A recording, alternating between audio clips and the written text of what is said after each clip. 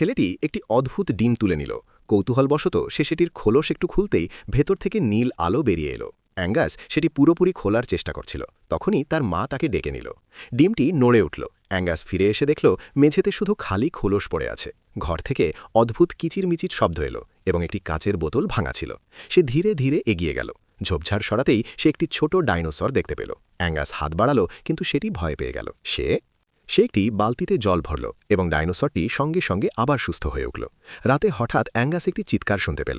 সে ঘরে ছুটে গিয়ে দেখল যে ডাইনোসরটি তার বোনের বাথটাবে খেলছে। অ্যাঙ্গাস কাছে গেল এবং তাকে আদর করল।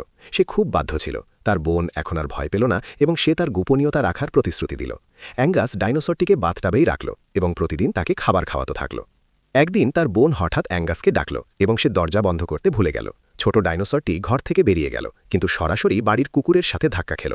সে ভয়ে পালিয়ে গেল এবং সিঁড়ি থেকে গড়িয়ে পড়ল।